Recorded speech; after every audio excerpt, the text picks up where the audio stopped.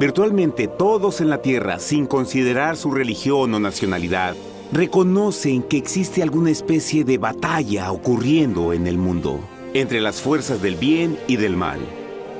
Una lucha colosal entre la luz y las tinieblas, la verdad y el error, la opresión y la libertad, lo bueno y lo malo, y finalmente, la vida y la muerte.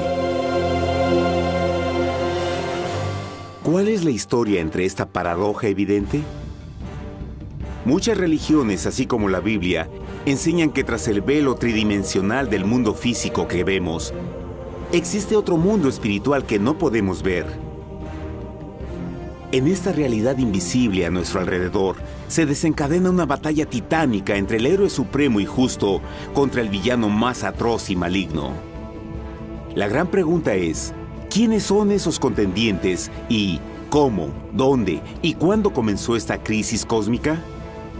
Este es el misterio más grande de todas las edades y la historia más fascinante y verdadera que jamás haya sido contada. Esta crisis envuelve a cada persona sobre la Tierra. Sí, a cada persona.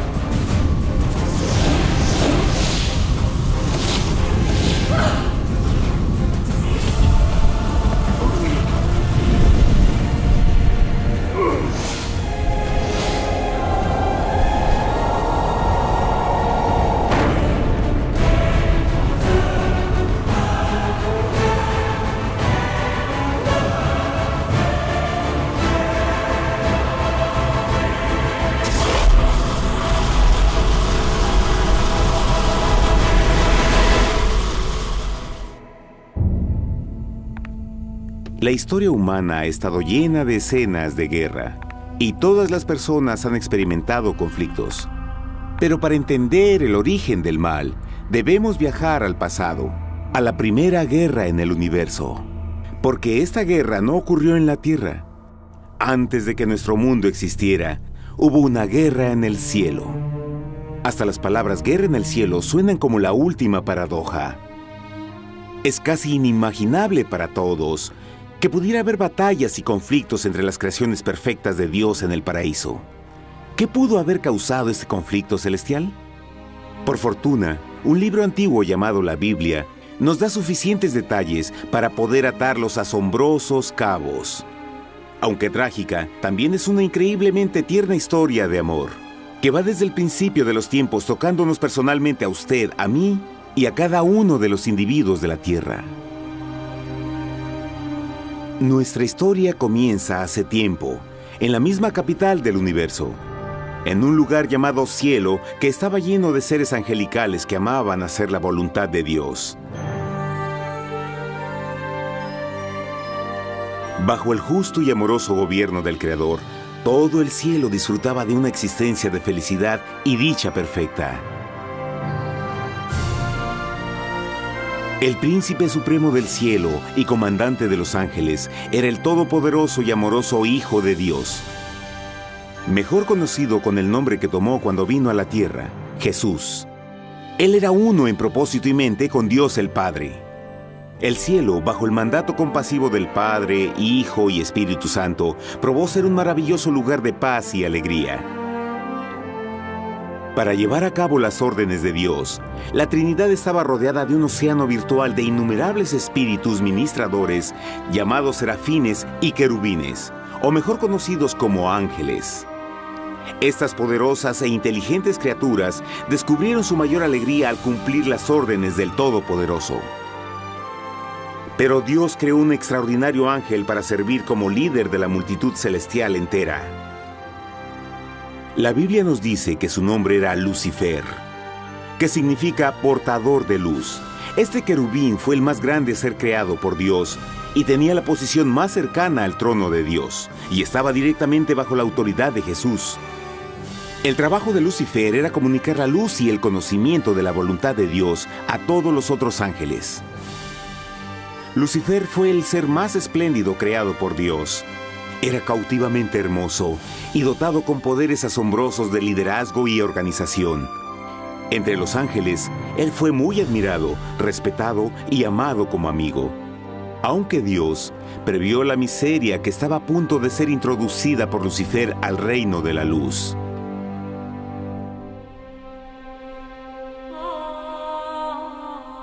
Lleno de sabiduría y acabado de hermosura, de toda piedra preciosa era tu vestidura, tú querubín grande y protector. Yo te puse en el santo monte de Dios. Allí estuviste, en medio de las piedras de fuego te paseabas. Perfecto eras en todos tus caminos, desde el día en que fuiste creado, hasta que se halló en ti maldad. Cuando Lucifer pudo darse cuenta de su belleza y poder, su corazón comenzó a cambiar gradualmente. Permitió que su enfoque se alejara de Dios y dirigió su amor hacia Él mismo. Tal vez nunca entenderemos el cómo y el por qué estas semillas de rebelión germinaron en su corazón. Pero el profeta Isaías nos da una visión del pensamiento de Lucifer. ¿Cómo caíste del cielo, oh lucero, hijo de la mañana? Cortado fuiste por tierra. Tú que debilitabas a las naciones, tú que decías en tu corazón, subiré al cielo en lo alto, junto a las estrellas de Dios. Levantaré mi trono, sobre las alturas de las nubes subiré, y seré semejante al Altísimo. Lucifer gradualmente comenzó a codiciar el poder de Dios, pero no su personalidad. Al pensar en sus propias habilidades y belleza extraordinarias, los cancerosos tentáculos del orgullo y autoadmiración cautivaron su mente. Este resentimiento y envidia finalmente lo llevó a violar la sagrada ley de Dios y a rebelarse contra su gobierno. Necesitamos hacer una pausa y dejar algo en claro. Desde el principio, Dios ordenó que las leyes de la física gobernaran al mundo material en que vivimos. Sin esas leyes naturales, el universo sería un caos. Del mismo modo, las leyes morales de Dios siempre han provisto seguridad y estabilidad al cosmos. Algunos piensan que los 10 mandamientos no existieron, hasta que el Señor los entregó a través de Moisés en el monte Sinaí, pero las Escrituras nos enseñan que los principios de las leyes de Dios han existido por toda la eternidad, pues son la base fundamental de su paradisíaco reino de amor. Fieles son todos sus mandamientos, afirmados eternamente y para siempre, hechos en verdad y rectitud. Los 10 mandamientos son un resumen de las características de un Dios de amor. Los primeros 4 mandamientos describen quién es Dios, su poder, su territorio y autoridad. Los últimos 6 describen cómo es Dios, su honestidad, su pureza, su fe. Todas estas cosas siempre han sido verdad y siempre serán verdad. Ahora, por primera vez en la historia de la eternidad, Lucifer comenzó a violar estos principios perfectos. Lucifer sabía que si iba a compartir el poder y estatus de Dios, necesitaría apoyo. Así que se puso a trabajar. Comenzó tortuosamente a circular entre los ángeles plantando semillas de duda y descontento con respecto al liderazgo de Dios. Al mismo tiempo, sutilmente hacía notar sus propias virtudes. Él insinuó que Dios abusaba de su poder divino y sus leyes restringían la verdadera libertad y felicidad de sus criaturas. Con su razonamiento audaz y poder sin igual de influir, Lucifer pudo persuadir a un gran número de ángeles de unirse a su motín. Tal vez se pregunten, ¿cómo es que tantos ángeles inteligentes pudieron ser embaucados para seguir a este desertor? Tengan en cuenta que hasta este punto ningún ángel había escuchado una mentira. Y en esta temprana etapa de la rebelión, los ángeles no se dieron cuenta de cuán obsesionado se volvería Lucifer con adquirir la posición de Dios. No sabían que finalmente él planearía la tortura y asesinato del Hijo de Dios en la cruz en un intento por subir a su trono. Extrañamente, Lucifer pensó que podía ocultar sus verdaderos propósitos de Dios. Ay de los que se esconden de Jehová encubriendo el consejo, y sus obras están en tinieblas y dicen: ¿quién nos ve y quién nos conoce? No crean por un momento que la rebelión de Lucifer tomó a Dios por sorpresa o desprevenido. El Señor sabe todas las cosas, incluyendo los pensamientos de sus criaturas. Él entendía exactamente lo que estaba pasando por la mente de Lucifer. Y en amorosa piedad, Dios advirtió al descarriado ángel del peligro. Pero al final, el orgullo y amor propio no le permitieron a Lucifer arrepentirse. Así que eligió la rebelión total contra Dios en vez de la humilde obediencia. Algunos se han preguntado, ¿esto significa que Dios creó a un ángel defectuoso? No, pero Él creó a Lucifer con la libertad de elección.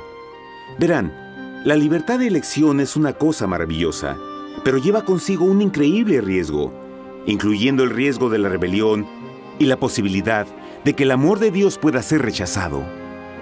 El amor real no puede venir de una criatura preprogramada.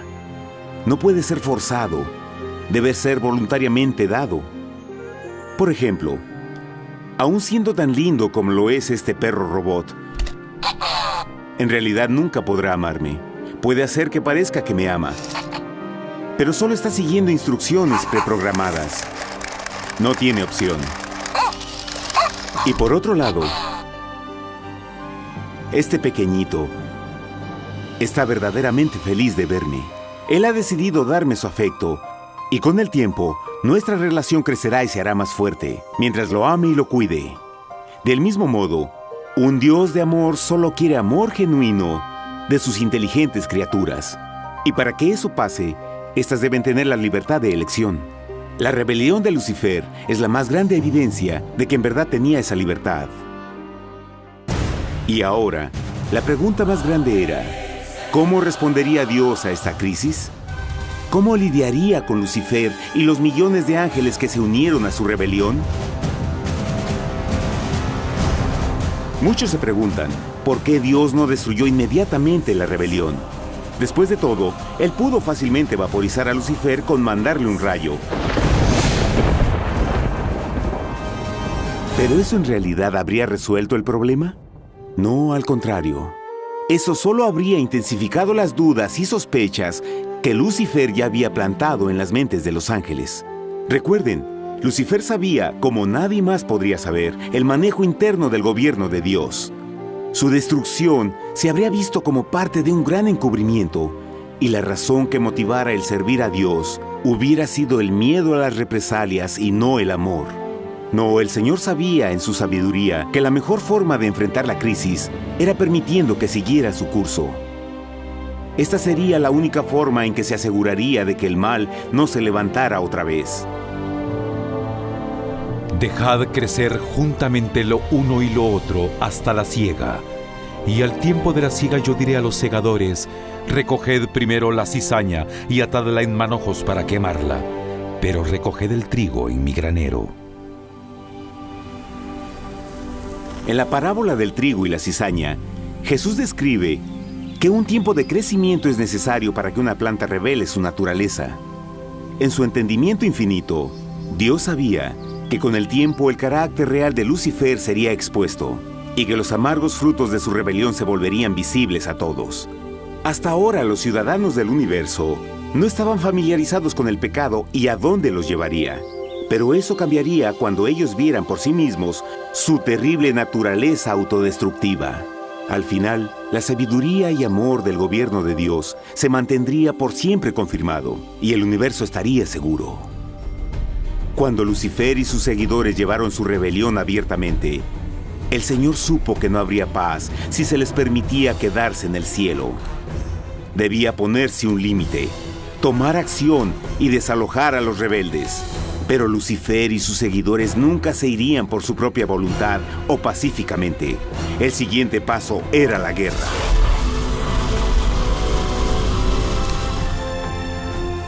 Después hubo una guerra en el cielo.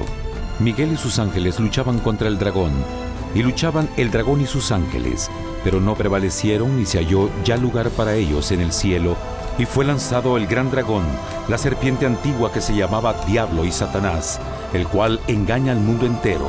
Fue arrojado a la tierra y sus ángeles fueron arrojados con él.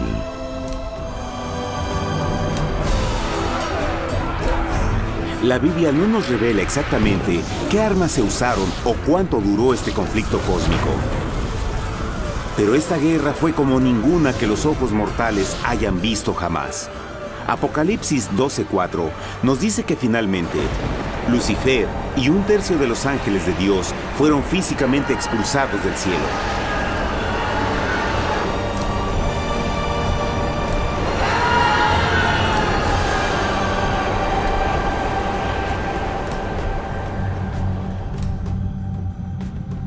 Pero, ¿qué venía después? Lucifer ahora tenía millones de ángeles de su lado, pero necesitaba un pedazo de suelo desde el cual continuar su rebelión.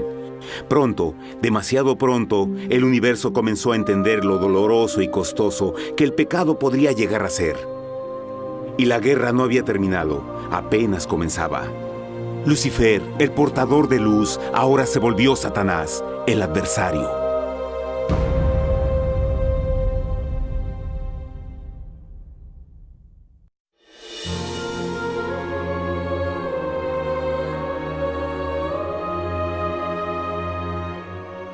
Después de la guerra en el cielo, Satanás y sus ángeles caídos fueron desterrados de la corte de la gloria. Por un tiempo el diablo y sus demonios vagaron por el universo, buscando inútilmente mundos que se compadecieran y que se unieran a su rebelión. Mientras tanto, el corazón de Dios sentía intensamente el vacío que creó la pérdida de Lucifer y sus ángeles. Y el Padre, Hijo y Espíritu Santo regresaron a su trabajo favorito, el maravilloso trabajo de la creación. Decidieron hacer un mundo nuevo, lleno con una variedad de asombrosas y diversas criaturas de amor. Este nuevo mundo sería único, porque las criaturas principales serían hechas a la imagen de Dios. Para ellos, el Señor también les daría dominio de este nuevo planeta que conocemos como Tierra. En el principio creó Dios la tierra, y vio Dios todo cuanto había hecho, y era bueno en gran manera.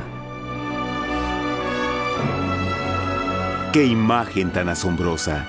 Dios forma un nuevo mundo, nuestro planeta Tierra. Y con cada maravilloso día de la creación, algo nuevo y espectacular entraba a formar parte de la escena. Por ejemplo, en el tercer día Dios habló y vegetación hermosa y exuberante saltó a la existencia. Plantas de todos los colores, formas y tamaños. En el quinto día, el mundo estaba lleno con asombrosas, exóticas criaturas que podían ya sea elevarse por los cielos o deslizarse libremente por las aguas azules, y algunas podían hacer ambas cosas. El sexto día vio la presentación de una variada y diversa multitud de animales terrestres. Desde el gigante elefante hasta la pequeña ardilla, cada uno encontró un hogar en el nuevo planeta y un lugar para vivir en armonía con el resto de la creación. Y también en el sexto día, Dios creó al hombre. Entonces dijo Dios: hagamos al hombre a nuestra imagen, conforme a nuestra semejanza. Entonces Jehová formó al hombre del polvo de la tierra y sopló en su nariz aliento de vida, y fue el hombre un ser viviente. Y Jehová plantó un huerto en Edén, al oriente, y puso ahí al hombre que había formado.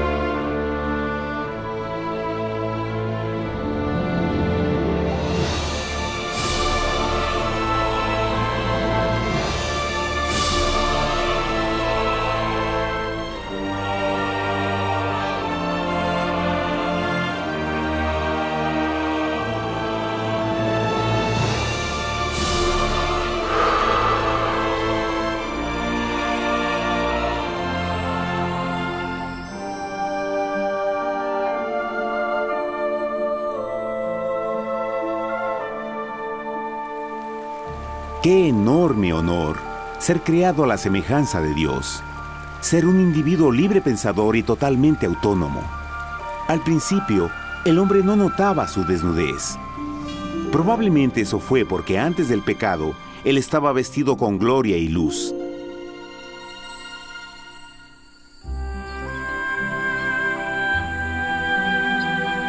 Dios también creó la compañía ideal para Adán, su bella esposa Eva.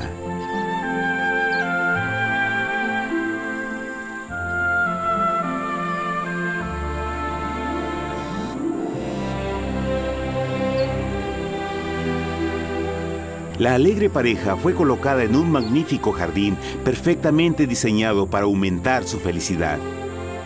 A Adán, Eva y a las otras criaturas de la tierra también les dieron el privilegio divino de procrearse a su propia imagen. La intención de Dios fue que la raza humana tuviera dominio sobre este paraíso perfecto para siempre. Eternamente felices y sanos, trabajarían con la flora del jardín de Dios, mientras disfrutaban del afecto y compañía de todas las criaturas bajo su cuidado.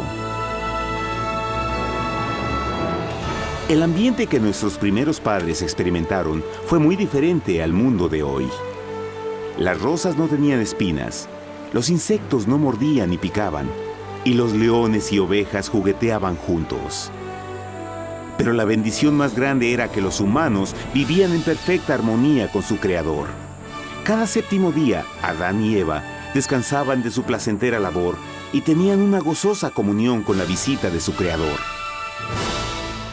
Era un mundo espléndido y maravilloso. Y este estado de felicidad habría continuado por la eternidad si nuestros primeros padres hubieran mostrado fidelidad con una simple prueba. Pero del árbol del conocimiento del bien y del mal no comerás, porque el día que de él comas ciertamente morirás. Puesto que el adversario había contaminado el universo con su rebelión, el Señor vio la necesidad de una simple prueba de amor y lealtad. ¿Recuerdan? Los ángeles buenos vieron a un tercio de sus amigos ser expulsados del cielo durante la guerra. ¿Cómo podrían estar seguros que estos nuevos humanos no se unirían a Lucifer y causarían más problemas? Así que el Señor plantó un árbol único en el jardín. Un árbol cuyo fruto no debía ser comido so pena de muerte. Al pasar esta simple prueba de obediencia, Adán y Eva mostrarían su lealtad hacia Dios y su fe en su palabra. Aún más, era una prueba de amor. Por eso Jesús dijo en Juan 14, «Si me amáis, guardad mis mandamientos». Pero alguien más supo de esta prueba de fe y estaba determinado a usarla en su favor. Satanás estaba muy celoso de los humanos, quienes felices disfrutaban de la bendecida vida que él perdió. Su feliz existencia estaba en total contraste con la suya, la cual ahora estaba llena de culpa, pecado y miseria. En su resentimiento y enojo, no estaba dispuesto a dejar a la pareja en paz, pues el pecado siempre buscará arrastrar a otros consigo.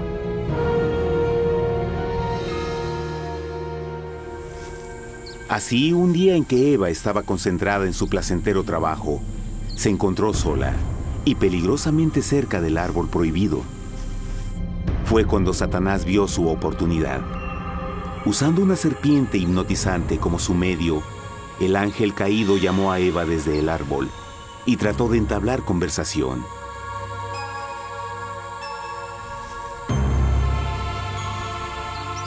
Sus palabras encantadoras fueron cuidadosamente calculadas para infundir desconfianza a Dios.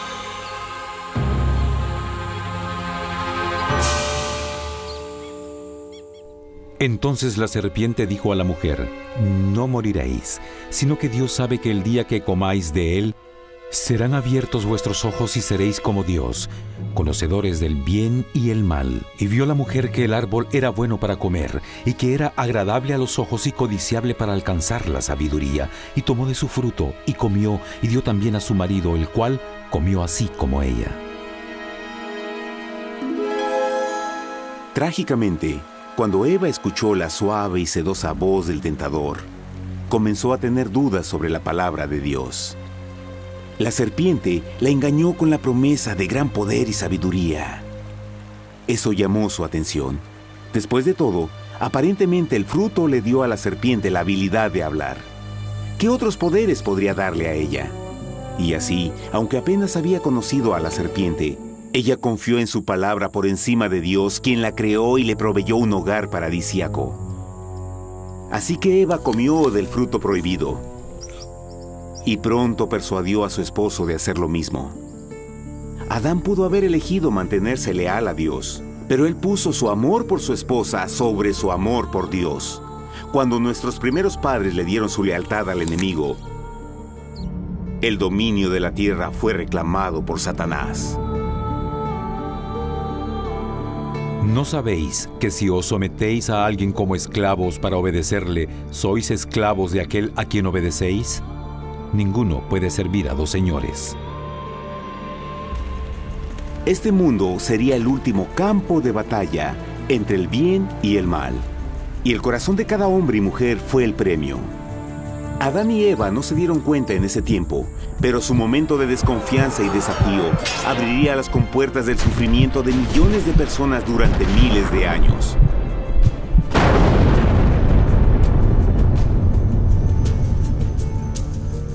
Por tanto, como el pecado entró en el mundo por un hombre, y por el pecado la muerte, así la muerte pasó a todos los hombres, por cuanto todos pecaron. Nuestros primeros padres pronto se enfrentaron al terrible resultado de su pecado. En su estado santo, Adán y Eva resplandecían con túnicas de gloria. Después de pecar, sus túnicas naturales de luz se desvanecieron y se sintieron mortificados con la sensación de su desnudez. Vergüenza y temor reemplazaron su alegría y paz y trataron de cubrir su desnudez con hojas. Ahora también se encontraban bajo la constante influencia del diablo. Cediendo a la tentación, habían debilitado su naturaleza y Satanás había ganado poder sobre la humanidad. Las personas no podían resistir a las tentaciones del diablo con su propia fuerza. Por último, y lo más aterrador, se encontraban viviendo bajo la pena de muerte inminente. Dios les había advertido que la desobediencia traería la muerte. Ya habían experimentado la muerte espiritual. ¿Cuánto tiempo pasaría para que sufrieran la muerte física también? En ese punto su futuro no tenía nada más que oscuridad y desesperación. Echó pues fuera al hombre, y puso al oriente del huerto de Edén querubines, y una espada encendida que se revolvía por todos lados para guardar el camino del árbol de la vida. Igual que el pecado provocó que los ángeles caídos fueran expulsados de su hogar celestial, ahora por la desobediencia, Adán y Eva fueron sacados de su jardín, su hogar en el paraíso. Todo a su alrededor estaba cambiando rápidamente y la humanidad se encontró susceptible a las penas, enfermedades y finalmente a la muerte. Hasta los animales y plantas estaban infectados por la terrible maldición. Las espinas y cardos ahora aparecían en árboles y flores, y los animales que anteriormente eran gentiles comenzaron a matarse y devorarse unos a otros. El peor resultado fue que el pecado separó a la humanidad de Dios. Pero vuestras iniquidades han hecho división entre vosotros, y vuestro Dios y vuestros pecados han hecho ocultar de vosotros su rostro para no oír. En la creación, a Adán y Eva se les dio el honor de hablar con los ángeles y hasta con el Hijo de Dios cara a cara. Pero Dios es tan puro y santo que ningún mal puede existir en su presencia. Ahora que los primeros humanos habían pecado, Dios alejó su santa presencia de ellos por su propia protección. El pecado había quemado una catarata en el alma del hombre que ya no podía ver la dimensión espiritual. Desde ese momento en adelante, la comunicación con el cielo sería limitada. Conforme estas maldiciones cayeron sobre Adán y Eva, el corazón de Dios se llenó de tierna compasión. La ley que habían roto no podía ser alterada para salvarlos, pues es tan sagrada e inmutable como Dios mismo. El Señor sabía que había solo una forma en que el hombre podía ser redimido. Así que un plan fue revelado, nacido desde el fondo del corazón de Dios. Un plan para salvar al hombre de su cita con la muerte eterna y restaurar todo lo que se había perdido con el pecado. Sería un asombroso intento en su intensidad, alcance y poder, pero sería un plan que también implicaría un enorme sacrificio.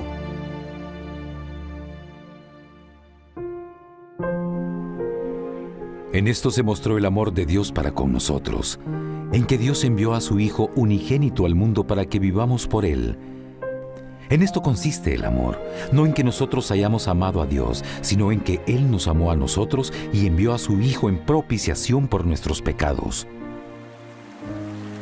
Las Escrituras claramente enseñan en Romanos 6:23, el costo del pecado es la muerte.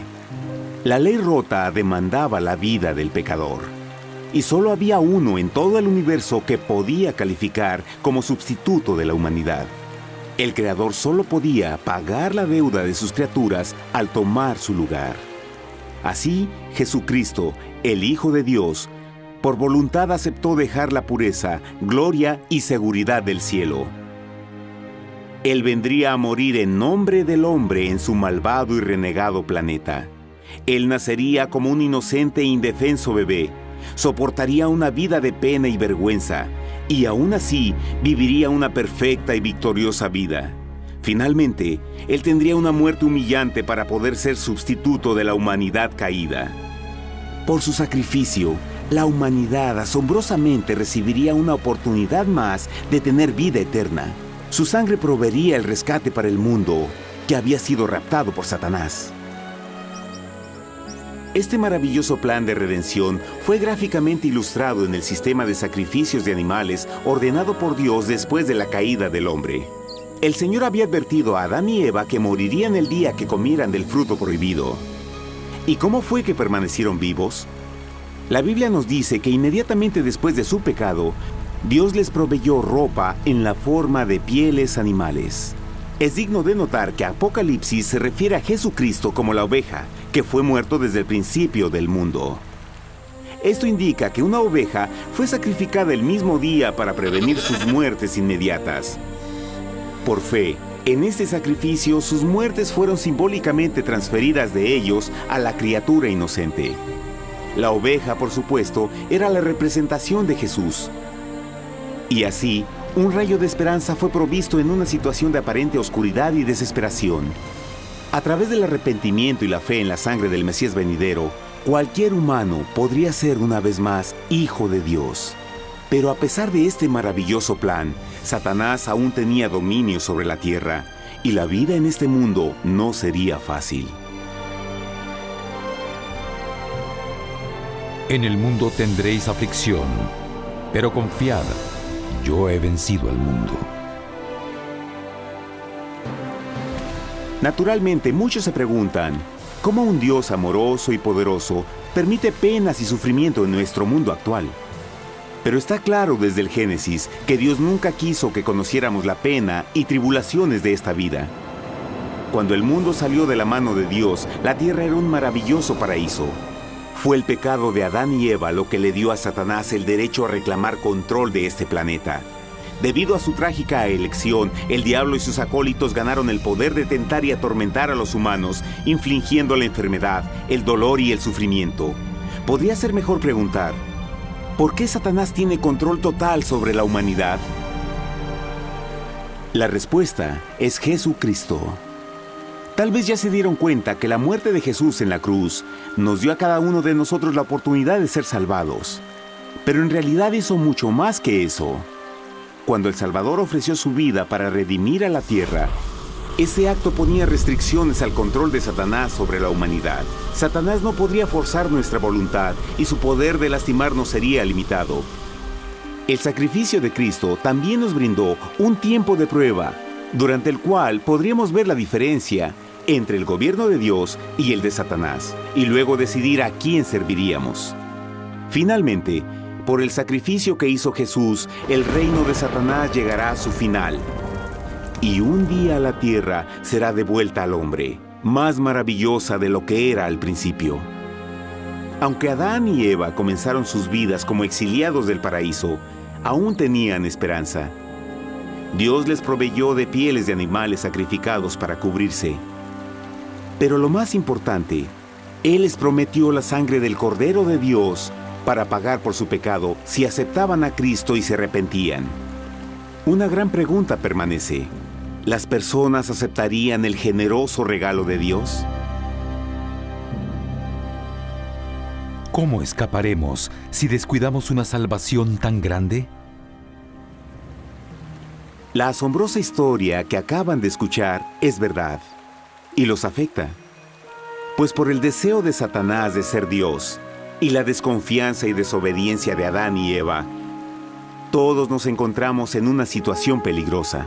Por una parte, la humanidad ha sido grandemente favorecida por Dios con una segunda oportunidad de recuperar nuestro hogar del Edén.